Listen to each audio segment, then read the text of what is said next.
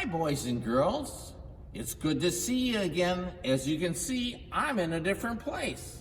I really am. I'm back in church. Last week I was in the hallway at church. This week, right in this first pew. And I brought something with me to share a message with you today. Look at this. I brought a bag, and I'm going to shake it. I want you to guess what's in it. Any idea what it is? Any guesses you may have? Well, let me tell you what it is. It's a bunch of marbles. Anybody want to guess how many marbles are in there? Not 100 though. There's 7 marbles. Do you believe me? 7 marbles are in there. You don't believe me? You know what? Let's count them.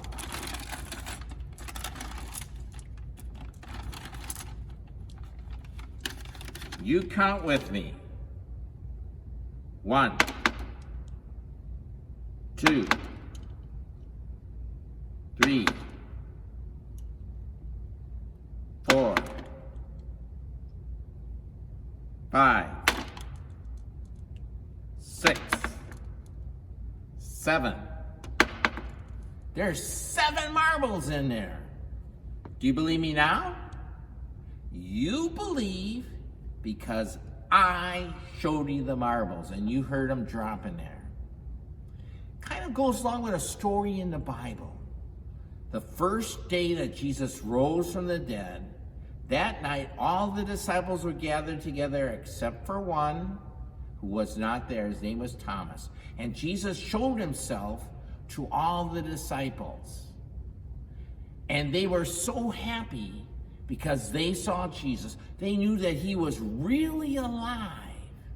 And they told Thomas later that Jesus had to appear to them. But Thomas didn't believe. Why? Because he wasn't there to see Jesus.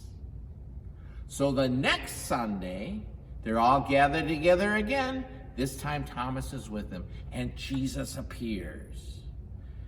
And Jesus told Thomas to touch his hands and put his hand inside of his side and believe. Thomas did that. And he believed because he saw Jesus.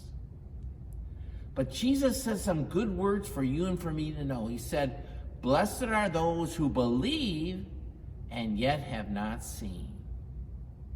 Those are people like you and I. We believe in Jesus. Even though I've never ever seen him face to face, I believe in Jesus. And I know you believe in Jesus too. You believe in him because Jesus is alive. We believe the Bible. Those are the words of God to you and to me, that Jesus did live for us, did die for us, but rose from the grave so that you and I can have forgiveness and life with him forever. We believe because God said so. That's what faith really is about. Let's thank God for that gift of faith in a word of prayer. Can you do that with me? You just simply repeat the words after me. Dear God, thank you for loving me. And thank you for giving me faith to believe even though I don't see. Help me always to know that Jesus lives and he is a part of my life. I love you, God. In your name I pray. Amen.